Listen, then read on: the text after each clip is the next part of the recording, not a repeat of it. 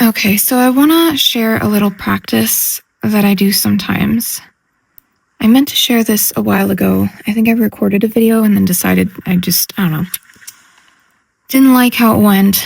But anyway, this is for when you're sitting with the card and you don't really understand it.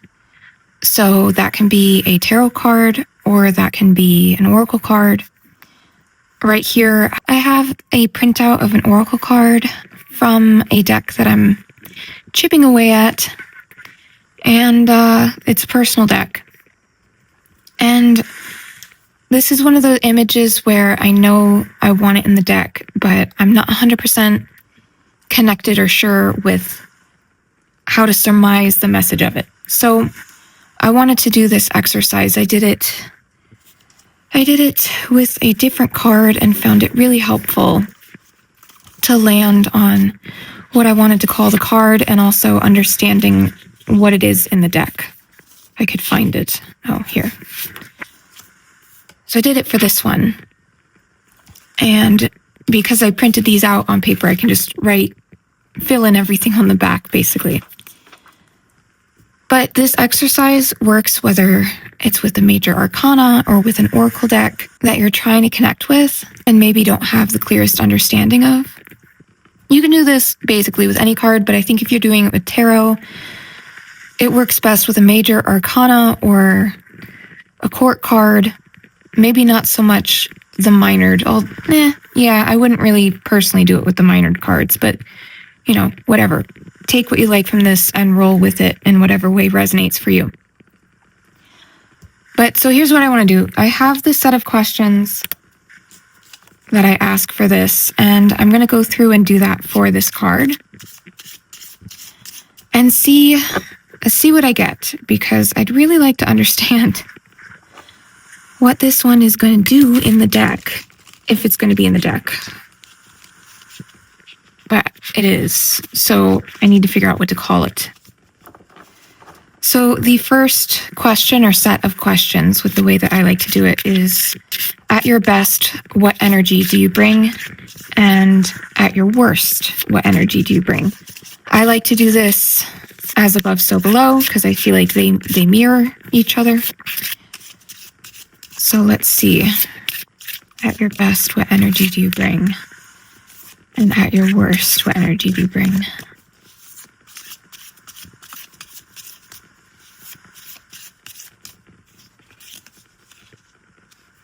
Interesting. Okay, I got that for the last card.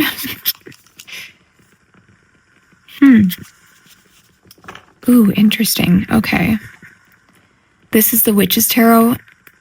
I have all the extra cards in it, so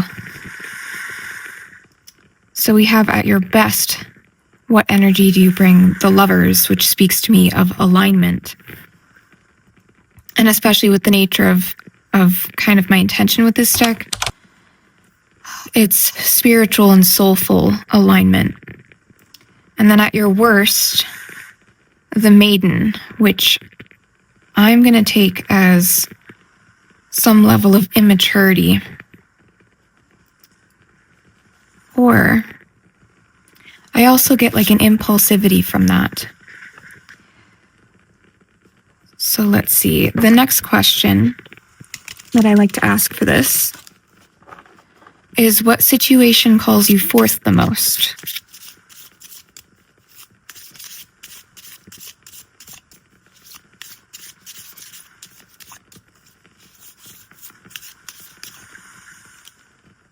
Four of Wands. Oh, this is the one card in this deck where I'm just not sure. Four of Wands. Let me grab the book. I mean, the guidebook for this deck is really keywords, like traditional keywords with the least traditional images of all my decks to many degrees. So let's see. Yeah, so this says community home celebration. Which, I mean, for this card, that makes sense to me. I think this image is so curious. I mean, she's holding on to the stability of the chair, and you have this crow here who's with her, and then a deity kind of up here. So there is a sense of like community, stability. It's just such an interesting card, but I think I'll not dwell on it too much here, because this is more just for me to get clarity on this card. So I'm not going to be too crazy about things, trying to read into it too much if it doesn't come naturally. Okay. So the next question that I ask is, what lesson or pattern do you represent?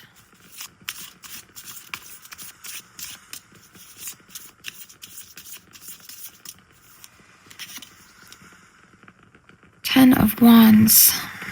Laying down your burdens. Okay. So I can see that with this, that the situations that call forth this card are communing and laying down burdens and a carefreeness that's in alignment with the soul. So there's one last question I like to ask, and that is, what do you want to teach others about themselves or life?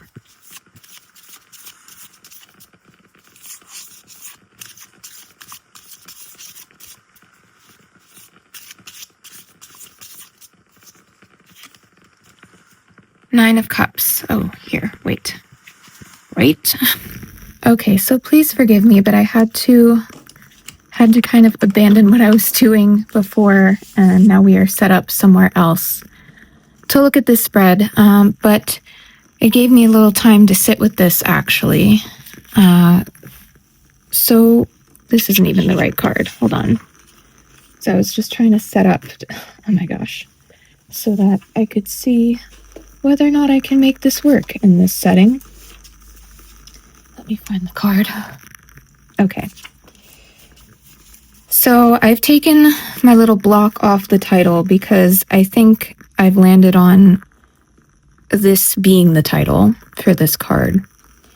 For at your best, what energy do you bring with the Lovers speaks to me of total alignment and choosing from a place that's in alignment with one's values and one's truth. And at the worst, what energy do you bring? The Maiden, I feel, is speaking to that sense of naivety of searching for belonging where it might not be, searching for home where it might not be, and sort of depending perhaps on approval from others for how to define that, versus the Lovers, which is where you yourself choose what that is. And what situations call you forth the most? With the Four of Wands, I'm leaning into that sense of belonging that can come with the Four of Wands, of feeling like you have that stable fire of community and accomplishment and recognition, in a sense. A place where you can come together around things that have been earned and things that are worth celebrating, and feeling that you are recognized by others, by community, by having that sense of belonging. Those are the situations that call this card forth the most. And then the lessons and patterns represented with the Ten of Wands, I think is speaking to that being overburdened, and going back to the Maiden is sort of being overburdened by the expectations of others, perhaps. I'm kind of connecting these two cards in that way, where the lesson and pattern kind of can connect with how the worst energy might show up or how the best energy might show up, because Ten of Wands you could see also as laying down burdens and recognizing what's not your responsibility to carry or to take ownership of. And in the Lovers is that choice of, this is what I'm going to commit to. And ideally, it is something that aligns with your values and with your soul, right? So that is the lesson and pattern.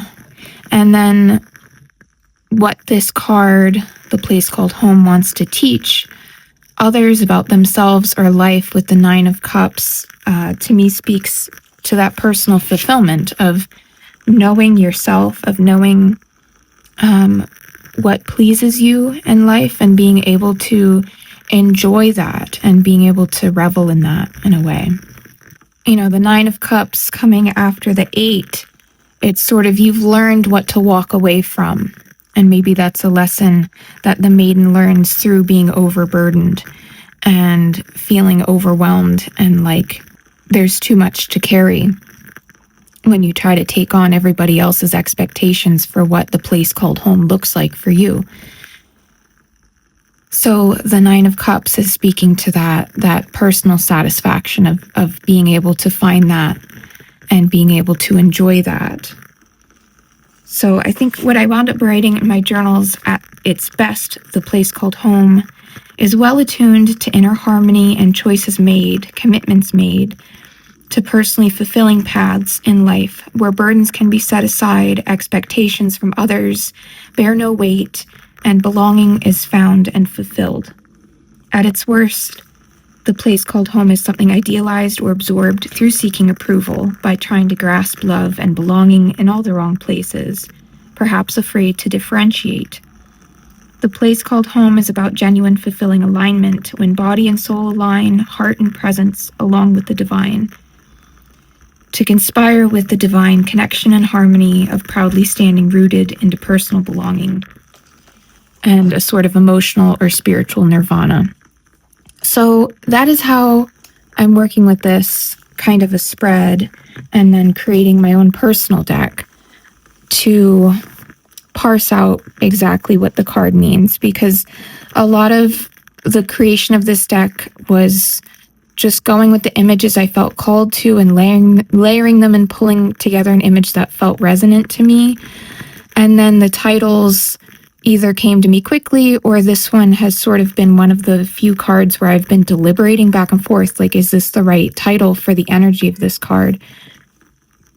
And I feel like doing this spread helped me really decide or feel that this is the right title for the card.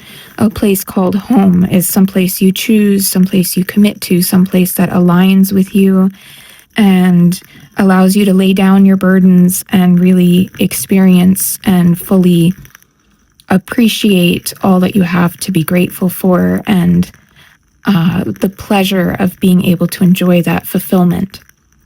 So I'm sticking with this title versus the other handful of titles that I was kind of contemplating for it.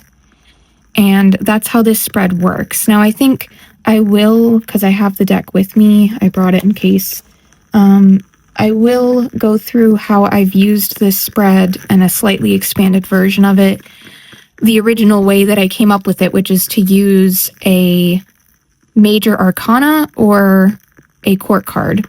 And I have an example from when I did it with a court card. When I did it with a major, which happened to be the Lovers, actually.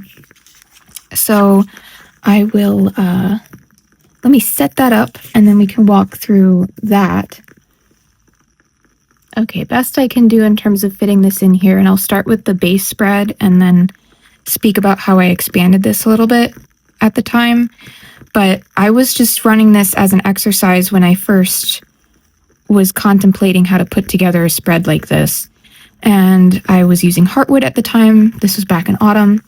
And I just went through the deck and pulled out the first major that was there.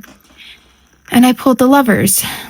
And for this, I did the same spread. So at your best, what energy do you bring? The Two of Cups, connection and feeling in unison or in unity with another or an aspect of self, which is, I think, more speaking to the artwork in this card, is to feel in union and connection and a sort of witnessing. And at the worst, what energy do you bring? The Magician. I took this to be something performative, when you're sort of performatively embodying the energy of the Lovers. You're performing a sense of being aligned and of committing and of choosing. And you're sort of utilizing all of your tools to create that illusion that you are living in alignment with yourself when perhaps maybe you're not. And the situations that call you forth the most was the Tower. So in times of unexpected upheaval or devastation or despair, that is perhaps when this card, the Lovers, and being connected and aligned with yourself and being able to choose from that place of connection, of harmony within the self, might come up the most, because you're in desperate times and the choices you can make in those desperate times can be pretty significant. And for lesson or pattern that is represented, I pulled the Knight of Wands for that, which I think spoke to an impulsivity, a reactivity, kind of a lesson that sometimes it's best to take a pause instead of being quick and reactive and acting on passion or urges or urgency, and instead taking a pause and reflecting with yourself and asking, is what's happening or is what I'm choosing in alignment truly, or is it a performative type of thing? Is it a trick? Is it, am I tricking myself even into thinking that this is what I want? And then, what do you want to teach others about themselves or life? Pulled the Devil, which in the context of this is how we can get ourselves into toxic situations or dynamics with ourselves or with others. And again, I think that's speaking to this position of at your worst, what energy do you bring? Because when you are sort of using all of your skills and talents to put on a performance of being in alignment, you can find yourself in toxic dynamics, in toxic relationship with yourself and with others. And what's interesting as a little side note is I had kept the extra cards in this deck in, and for Heartwood, you get 2 options for the Lovers and the Devil. And the other 2 options are kind of the more traditional, where you have the Lovers as being a portrait of lovers and the Devil as being kind of like this toxic relationship between the 2 of them. So I just thought it was really interesting that the ones that came out, first of all, that both these cards came out, but then specifically it was the matched pair of the alternates, where this is really about the self. And so this was interesting to do in a deck where I decided to keep in these extra cards and not just have one set, because doing a spread like this helped me understand, like, what is this extra card where it has a different nuance of the Lovers, where it's specifically about kind of self-acceptance and alignment and committing to the truth of oneself. Like, what is that specific nuance for this deck and how it differs from, say, if I were to do the same spread with this version of the Lovers? That would be an interesting exercise to do and to journal about, to kind of see what the differences are, and also decide, do I still want to keep these 2 different versions of these cards in the deck? So beyond that, I did expand this reading a little bit and pull 2 more cards out for this. And so those prompts, if you kind of wanted to expand, let's see, what were they? I did this spread a while ago, but I'm pretty sure it was, what happens when when someone avoids or denies you? And for that, I had pulled the 7 of Cups, which is confusion or perhaps a lack of discernment and being overwhelmed with options or possibilities. And then what is the gift of embracing your energy? So sort of the flip side of that. And I pulled the High Priestess, which to me speaks to a deep sense of knowing and a mastery over your intuition and being connected with what that undercurrent is in your life. Being able to intuitively know what is right and wrong for you, perhaps. What are the choices and commitments you need to make to really connect with that sort of, I'm going to say, feminine wisdom of when something is a yes and when something is a no, without needing to overanalyze it or without being overwhelmed by all the possibilities and operating from a place of fear, let's say, and instead having that deep sense of knowing that is a powerful thing to have, to be able to just instinctively or intuitively know versus feeling like things have to be analyzed or considered or weighed against fears or possibilities and not being able to discern between your intuition and your fears and all of that kind of a thing. So I will go over the spread one more time, the positions of it, but I'm going to put it all in the description box with the 2 bonus optional. I mean, any of it's optional. You can take pieces of this and rework it. But that's how I have it kind of in my grimoire, so to speak, is this is the core spread. These are kind of if I feel like expanding it. But so you would pull out whatever card you want to focus on, be it from a tarot deck you're working with or an oracle deck. And then you would ask, at your best, what energy do you bring? At your worst, what energy do you bring? What situation calls you forth the most? What lesson or pattern do you represent? What do you want to teach others about themselves or life? And then the 2 bonus questions would be, what happens when I or when someone avoids or denies you? And what happens or what is the gift of embracing your energy? So that is hopefully a little bit of a fun exercise that people can play around with and use to get to know cards or to explore cards, or if there's a card that you don't quite understand. And I think the beauty of it also is that you're not studying the card meaning from a book or maybe even researching the symbols or like all these different things. This to me creates a very personal reading where it can speak to what this card is for you in your practice, specific to this deck or this card or whatever have you, because obviously it's going to vary, what you pull for this card versus someone else. And I think that is like an interesting way to build a sort of personal connection and be able to reflect on it personally. And then the cards, I think, will relate it in a way that you will hopefully get that click moment of like, oh, that's what the full context of what this card is about. You can start from the place of knowing the basic keywords or, one sentence summary of what a card represents, but fleshing it out like this in a personal way and seeing maybe the pattern is speaking to your personal pattern and maybe the highest and lowest of the energy of how that card is expressed is speaking very personally to you of how that shows up in your life. And so in that way, it, I think, is a great spread to build personal relationship with cards, with decks, with however you may run off and use this sort of an exercise. But I've really loved it, and in making my own kind of personal deck, it's super helpful. And I kind of think I might, especially once I get the deck, I might do this sort of thing with pretty much every card.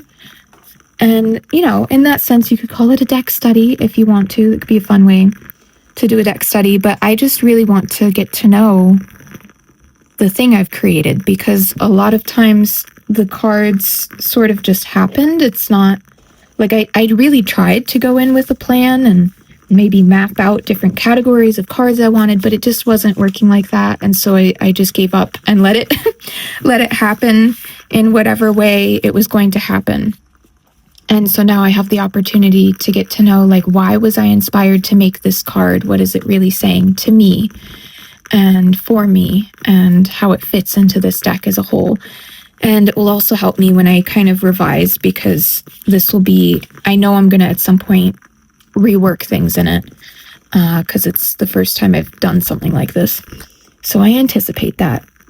Anyway, I hope this was interesting, helpful, and run off with this in whatever way it works for you. And another fun thing, What would you ask? What questions would you ask if this kind of got your gears turning?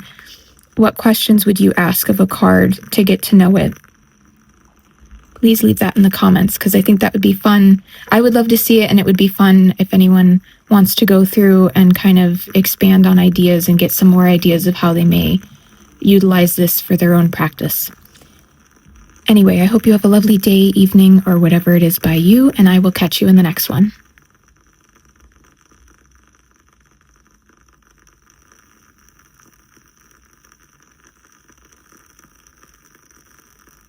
Mm-hmm.